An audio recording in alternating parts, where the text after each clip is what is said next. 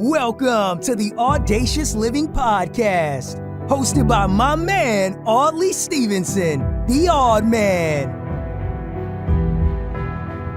Greetings and salutations. Welcome to the Audacious Living Podcast, where our mission is simple yet powerful, and it's to help you live your best audacious life ever. It's always a pleasure to be here sharing insights and inspiration with you, and I truly appreciate you taking time out of your day to join us. Each episode is designed to ignite your passion for growth, challenge your mindset, and encourage you to pursue the extraordinary in your everyday life. Imagine yourself as a gardener. Just like a garden needs continuous care to flourish, regular watering, pruning, and the right nutrients, you too require consistent self-improvement and healthy competition with yourself to thrive. The weeds of complacency can choke your growth, but the determination and creativity you can cultivate rich interpersonal relationships, much like planting vibrant flowers that attract the right pollinators. And just as a gardener asks questions about the needs of each plant, effective questioning in your life can lead you to discover the unique path that help you achieve your personal goals. Today, we're joined by Matthew Tack. He's a human performance expert, entrepreneur, and co-owner of Audacious Functional Health in Tampa Bay. With a deep passion for helping individuals unlock their potential, Matthew combines his knowledge of functional medicine, corporate wellness, and personal development to inspire others to take charge of their health and happiness. Matthew's expertise is incredibly relevant to our discussion today as we delve into the necessity of continuous self-improvement, the significance of creative expression in building meaningful relationships, and the importance of effective questioning and personal development.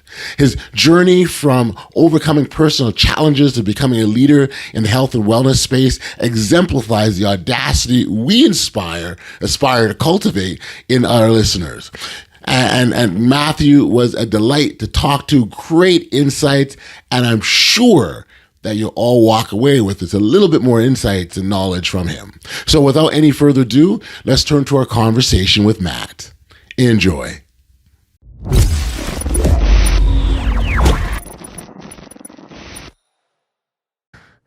Hey, Matt, thank you for joining me here today on the Audacious Living Podcast. I so appreciate you for making the time to be here, my friend. Oh man, my honor. I'm looking forward to the conversation.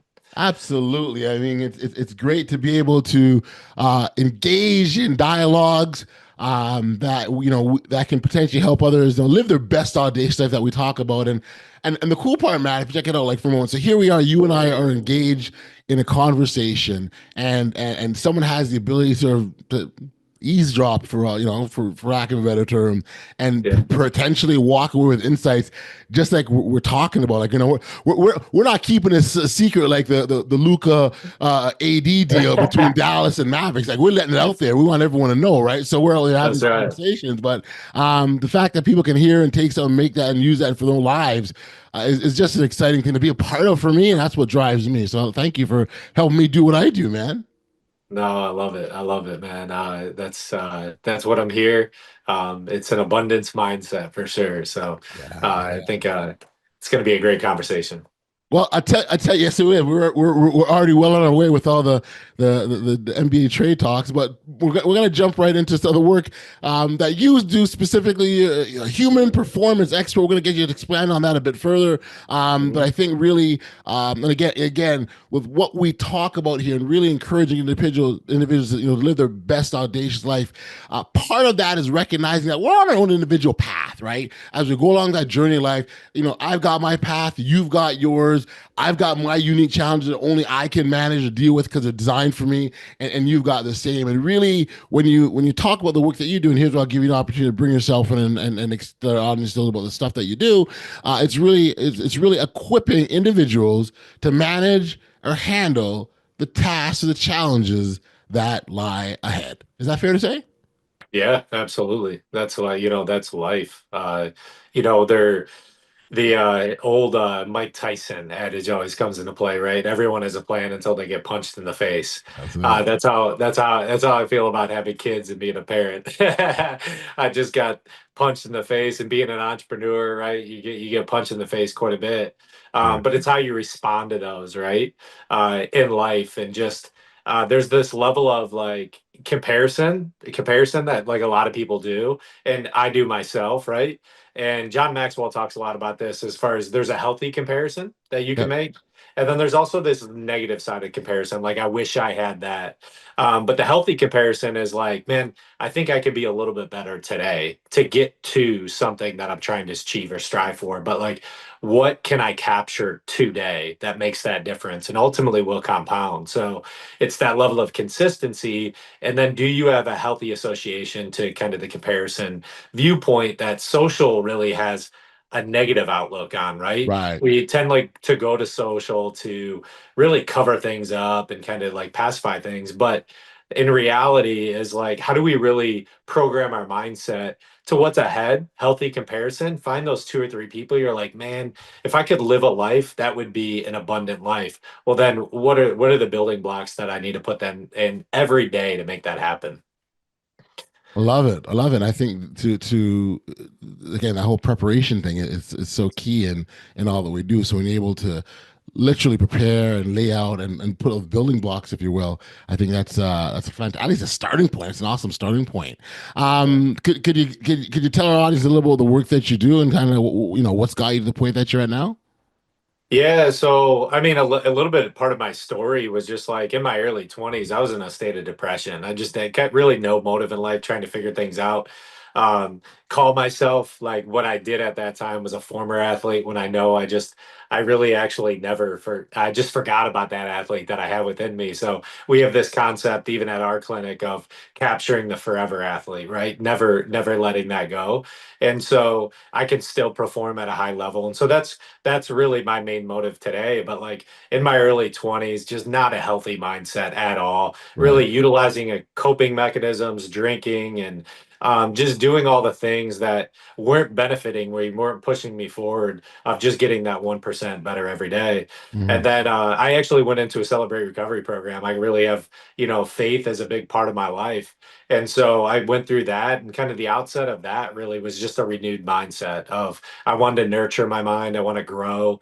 And so that component then led me into parenthood, right? So in my late 20s, I became a dad. Got married at 26 to my wife. I'm 39 now, so we've been married for 13 amazing years. But I became an entrepreneur at 28, 29, and that was a real shifting point in my life. I'm like, how do I figure this out? And so it started with real estate, but then when I had kids, I really started thinking about how I could nurture my body, right? Like not just let it deteriorate. Like how do I really allow it to feel better over the long run? And so I just nurtured that, and then 2 years ago started invested with my buddy into a clinic that we own in Tampa Bay called Alessi Functional Health, where we teach people. So it's chiropractic, we do soft wave technology, we do decompression therapy, and then we do corporate wellness for the greater Tampa Bay area, just instructing people how to have human performance no matter your age, right? Mm. And so how are you thinking about that? And we always say, ask better questions, get better answers. Love it. And so when we do that, when we I say educate people, better questions can change your life, man. that's right. That's right. So that's kind of in a nutshell, kind of where I came from to where I am today, kind of in an abbreviated form. But that's that's been the transition for us. And now our main thesis is how many people how many lives we can change during the process. The part I really appreciate about sort of developing, I guess you could sort of call it an athletic mindset, right? Is that it doesn't matter if you're an athlete or not, right? You can start today. That's And right. you don't have to be a former athlete. I mean, so you say former athlete. I used to call myself a playground legend, right? Like because I was back in the day, right? But the idea is that you don't, that you don't have, you're not behind if you didn't have it before, today is when today is, and today is you start and move forward from there. And I think that, and that just shows the power of mindset and how impactful it can be on us, isn't it? Oh yeah, I mean that's huge. Funny story too. My dad, he's a pretty good athlete, pretty good basketball player. And a couple of years ago, he went to the University of North Dakota. His team got inducted in the Hall of Fame, and I went out. We flew out to North Dakota, and we sat there. And when he was during a ceremony, I nudged him and I was like, "Next year you'll have to come to my intramural Hall of Fame. I'm getting inducted to the intramural Hall of Fame." So, but athletics is one of those pieces that it's good to have. Like if you were an athlete, right, a Yeah. competitive athlete, that's there the mindset and the skill set transitions to every area of life. I Right. truly believe that. I believe everyone needs to have a level of competitiveness, and it's easier for me to explain it to somebody that's actually competed before, right? So like we're competing no matter what every single day. Like the way Yeah. we present ourselves, Yep. the way we talk to other people, we are competing, and it's really a competition of yourself, of just being a little bit better every day. And so that level of competition just resonates with me. Is that I want to like outcompete myself from the day before. The idea of competing with yourself, I love it. I really, really Yeah. do. I mean, it's your you are it's so there's a what we call a bold framework that I've spoken on this podcast before, BOLD. And Mhm. really, by instituting or sort of following the steps of the bold framework, it's, it's intended is to help you live your best audacious life, right? Or put you on that path. Well, the B in that framework, so it's BOLD. The B in that framework stands for better than you were yesterday. So it's encouraging that sort of constant self improvement. So it's wonderful. It's fantastic that you hit this goal yesterday and you're feeling great about it, and it's fantastic and you achieved something remarkable.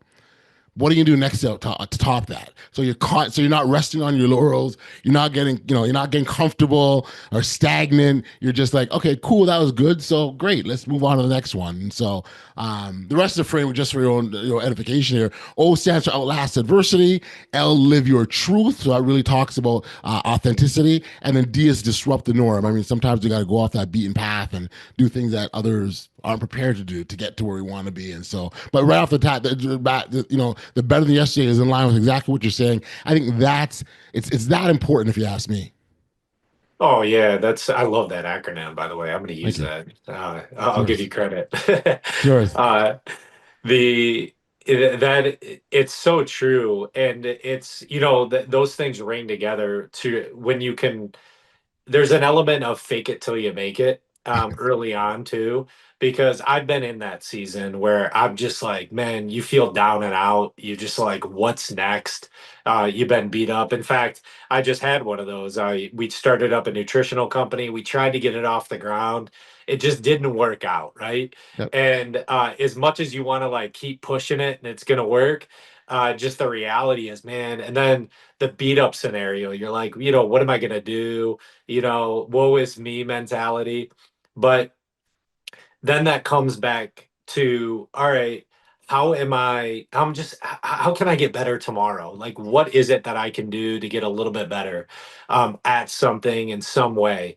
And for me, what actually is my trigger point, I call it my priming mechanism to really like not waste time, is I downloaded the app Duolingo, and I'm like, you know what? I'm going to teach myself Spanish. Every single day, I'm going to commit at least 10 minutes to Spanish, right?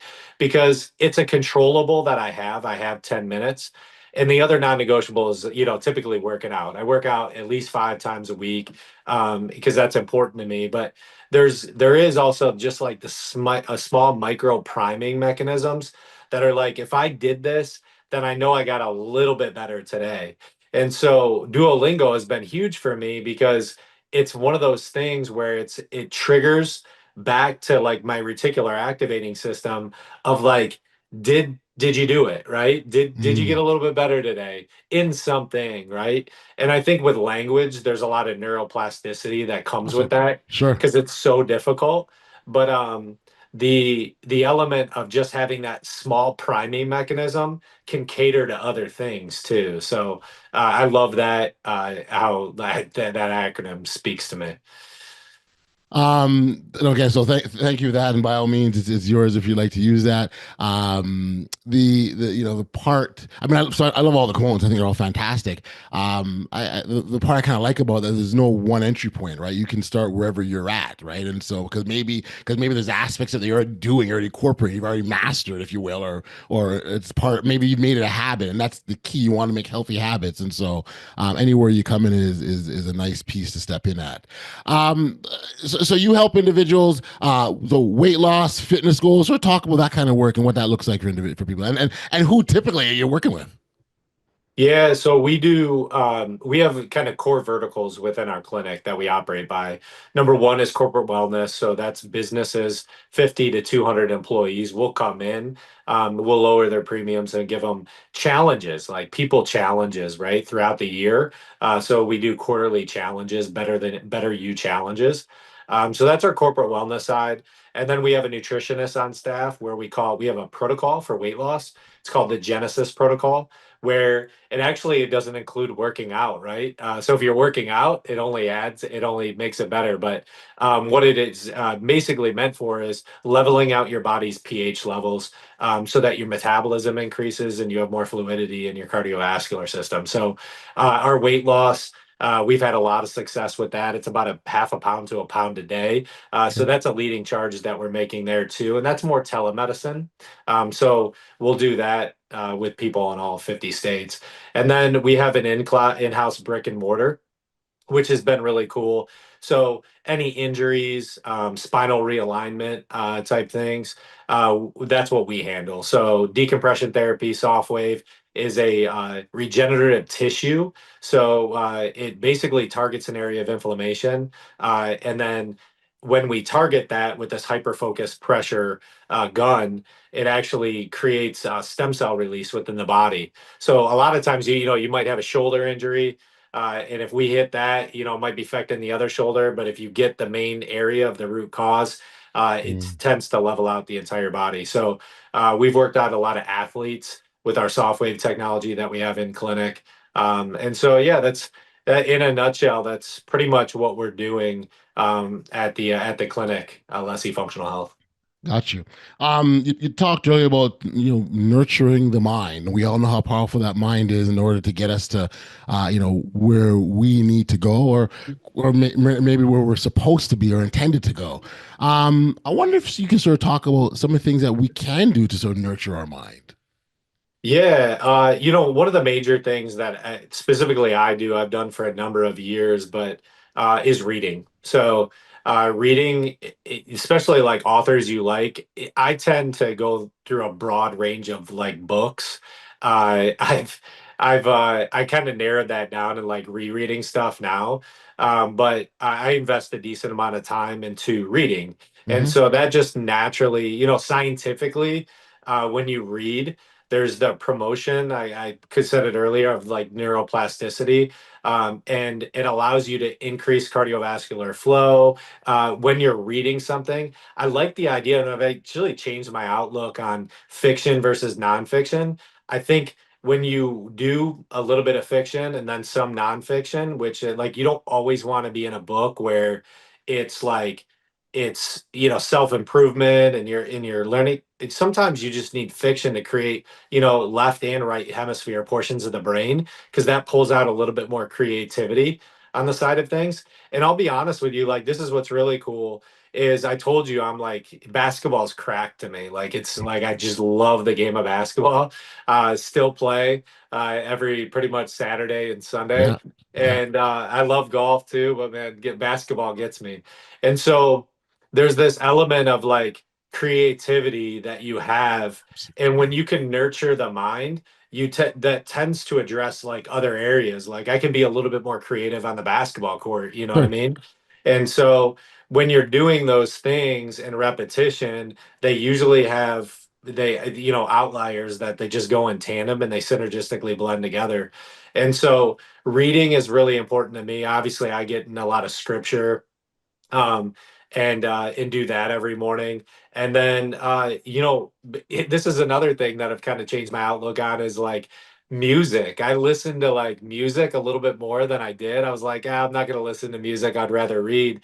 But Hmm. music has this effect where it produces feeling. So there's different areas. Yes. Like I might be listening to praise and worship in the morning as like more of a priming mechanism, but I have a really an awesome artist, that Quinn 94, that I listen to when I'm working out, right? And it gives me that feeling that I can produce and be a little bit more creative and better workout. So there's different, if you can really cognitively understand how you're priming things, Yep. like priming experiences, because at the end of the day, this is all an experience that we get to live life, right? And so these priming mechanisms, if you're truly cognizant about it, uh, doesn't have to be just this because I listen to this all the time. You can experience different genres, different books, and just like different avenues to really create a new experience. Throughout a conversation, I've heard you use a C word, creative, a few times, and so I want to jump into why do you think being creative or creativity is so important for us? Everyone is uniquely them, right? And so you might think that your life is maybe boring. I tend to think sometimes I'm like, man, my life is boring, but it's certainly not, right? Uh, but when it's kind of the expressive art that everyone has within them, in some unique way. Everyone has a passion, right? And it could be like nurturing your kids, it could be cooking, it could be playing basketball. It could, there's some level of passion, and then how you almost treat that as like an art, right? And that art is just a creative expression of like who you are. And those naturally, like the more expressive you can be, those are the people that you're going to attract in your life. And you probably want more of that anyway, right? Uh, it makes life more fun, right? The interpersonal relationships that we get to have with people Mm. is so unique. So that creative expression is really, really important to like kind of find out your passions, levels of an interest, and then kind of have a focus group around that. It's not like you need to have a massive following, or Right. it's so much more fun when you have those. I probably can name 5 to 10 friends that I really vibe with, and so that just that level of expressiveness is that creativity coming out in you, if that makes sense. Hmm. I always find it interesting that if you go to the average person here and you talk about creativity, people go, I'm not very creative because they attribute creative about like being able to draw some kind of art thing, like that's what people think, or music or whatever. I can't play an instrument, so I'm not creative. But even the manner in which you think, the manner in which you attempt to problem solve, the manner, even how you view problems potentially. I mean, there's aspects of creativity that are used, and I think if we stop and really stop and add, we can give ourselves a lot more credit than we realize. Yeah, for sure. I have this right in front of me. I read every day. Watch your thoughts for they become words. Watch your words for they become actions, right? Watch your actions for they become habits. That's so true. You are what you think. So if you do kind of want that, change the word structure of I'm not creative, or hey, maybe I'm just not creative yet. I'm just trying to figure out my like creative and my passion in life. And when you do that expressive, it creates this future thought pattern of like, I could, yeah, maybe I could get a little bit better at that. Yep, yep, yep. I think that's a really nice segue into the mindset of people when they come to you. I mean, when you have an establishment already, people already made that commitment. Like, okay, I'm here. Let's move forward. And I would imagine is that you're not pulling teeth per se the same way as opposed to someone that needs to make that decision for themselves. So I wonder if you can maybe talk about the comparison between those who are ready from not ready, like because they're two drastic individuals in terms of I'm ready to proceed versus I need to get pushed to proceed. Yeah, that's it. That is hard. And I've been in that state. Like I said, like in my early 20s, I was like not ready. I'm like, Mm, but then there's this like amazing virtue of showing humility and asking for help, right? And so when you can get to that point, that's the tipping point. That is what Malcolm Gladwell calls the tipping point, right? Is that if you can have a level of humility and ask for a little, some help, man, like I could just use some help in this area. That's showing that you're willing to learn, right? And that level of curiosity is your superpower. Everyone Mhm. can maintain curiosity towards something, right? It's easier when you have a passion, but like a level of curiosity about something.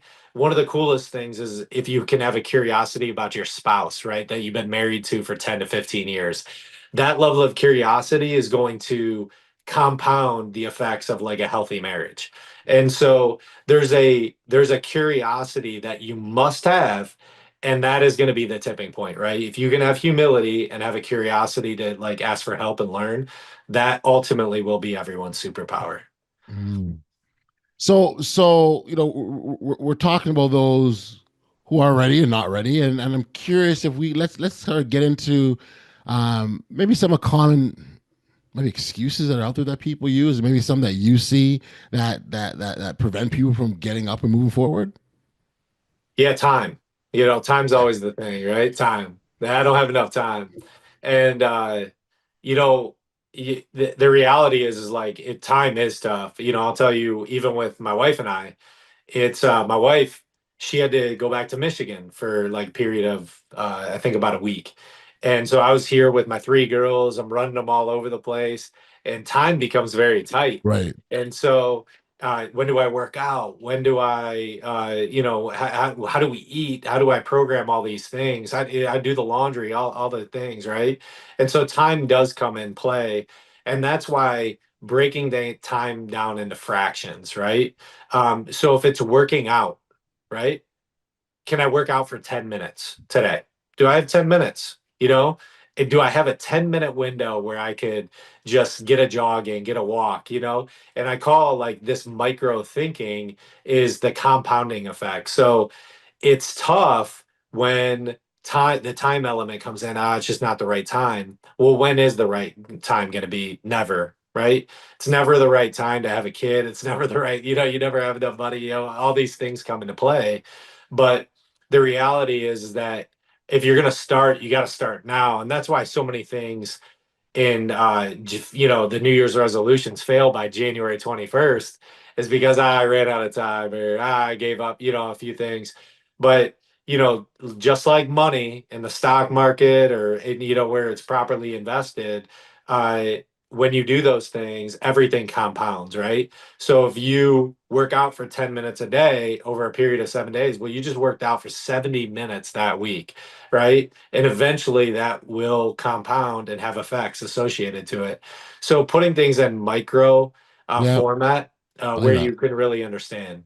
I love that. I love that, and I do like the compound effect, if you will, and what that does for us potentially.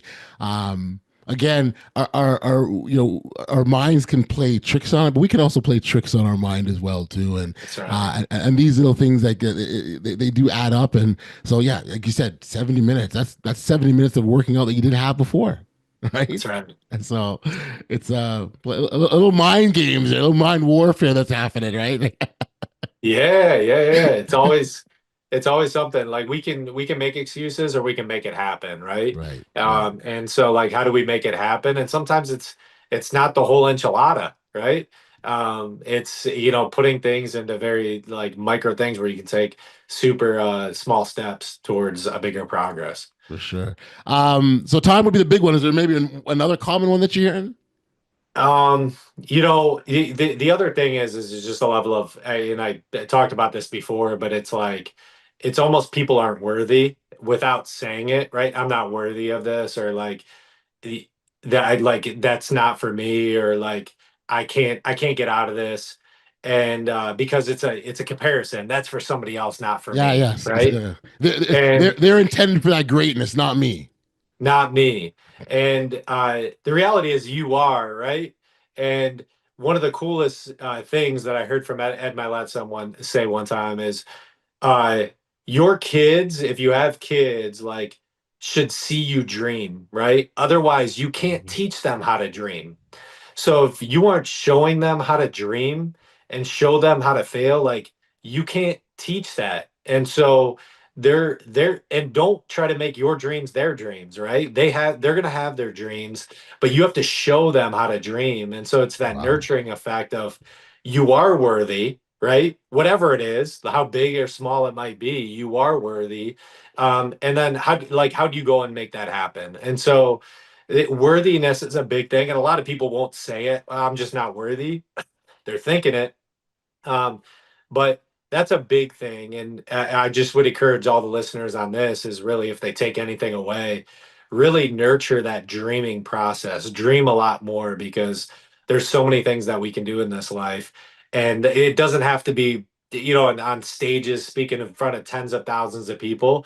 But like, what does a dream look like to you? And so right now, my dream is that we would move into a bigger clinic. And so I'm trying to make that happen right now. And so that dreaming aspect is really important. And it's really important to nurture and talk about, especially if you have kids. It's funny you mentioned you can't teach your kids to dream, and a share very recent. So I remember when I started this podcast is very much again encouraging that audacious and encouraging that audacity, and I very much try as I can as I try to live my brand and everything that I do and be able to demonstrate that. And I'll never forget one day I've got a teenager, he's 18 now, son, and we were just sort of talking one day, and he said, "Because I think I can be pretty audacious when I want to be." And at no point did he and I have that sit down conversation as to, okay, this is what audacious means, son, and this is why you need to incorporate it in your life. We didn't have that conversation, but what he saw was exactly what you just said. I was that example, and you live that example, and that's how you inspire, instill, and motivate the minds of not only our children but the people around us. And so I can't just happened the other day, and I was like, whoa, that's kind of cool. But it was again, and then but really, that's exactly what you're talking about, is living your life, being that example, and then watching the results bloom themselves. That's awesome. That's awesome. I love that. Attitude reflect leadership. So yeah, they're always watching. Well, it's cool. I mean, when I was 18, I couldn't even spell audacious, never mind be it, right? So there you That's go. funny. As a fellow podcaster, I want to give you an opportunity to give yours a plug. We know how grueling the grind is being out here producing podcast episodes. So I want to give you an opportunity to let our audience know a little about the work that you do in the podcast space. Yeah, so we actually just rebranded. So it was called Full Fueled Podcast before. Now it's called Health Decoded. It's more centric around really getting a better understanding of longevity medicine and regenerative medicine and what you can do to build healthy habits towards a healthier lifestyle. And so Health Decoded is just a great concept where Dr. Leslie and I get together and we go after various topics. Our last one was actually focused on gut health and gut performance, and how you need to be, just how you need to view your gut, and so how it interlaces with your brain and in that gut brain connection. So you can go check us out. We're on all major channels: iTunes, Spotify, and YouTube. And so if you want to check us out there, we're dropping a weekly episode. We have some guests on that come pretty frequently that are pretty high level in the space too. So Nice. yeah, check us out. Health Decoded. Yeah, and nutrition is a big part of the work as well too. I know we didn't talk much about it, but that's a big part of what you're also trying to get people understanding and motivated around. Yeah, so we do functional medicine at our clinic, and that's primarily targeted towards, just gut health and gut dysfunction, and how we can basically decrease inflammation with the body so you can experience just a healthier lifestyle. So that is a big component, is just educating people kind of through a roadmap of what that looks like. Got you. Got you. Well, this is very, very cool. Matt, man, this has been awesome. I really love the time chatting. You're a great guy and love the work, love the mission, love the dedication to the game of basketball. All those things are pluses in my book. So I appreciate you for being here. But, the work that you're doing with help, again, helping, the idea of helping people get to a better place is just an exhilarating feeling. And so I can just imagine the joy you have in getting the work that you do and what you're able to help, how you're able to help people. So congratulations on that. And thank you for being a guest here on the Audacious Living Podcast. Oh man, this is great. Thank you so much for having me on, and man, I wish you so much success with this endeavor as well. Thank you, sir. All the best, and we'll see you down the road. See you, brother.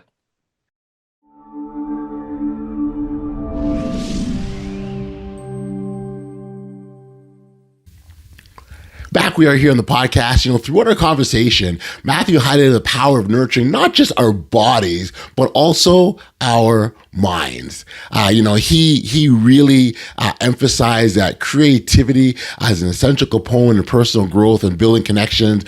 Matt also shared how adopting a mindset of healthy competition with oneself can lead to a more fulfilling life, much like a gardener who continuously seeks to cultivate a more vibrant garden. What I loved about the interview the most with Matt was his emphasis on the practical steps we can take to improve ourselves daily, whether it's through reading, engaging in creative pursuits, or maintaining a consistent fitness routine. His insights remind us that self-empowerment isn't a destination. It's an ongoing journey that requires dedication and curiosity. If you want to learn more about Matt and the work he does, I encourage you to connect with him directly. Of course, his contact details are located in the show notes below. He also social media, as well as the social media profiles. So be sure to reach out and explore the valuable resources he offers. Matt is also excited to share a special offer for our listeners, a complimentary consultation at Alessi Functional Health, where you can explore personalized wellness solutions tailored to your needs. Certainly don't miss out on the opportunity to kickstart your journey towards better health.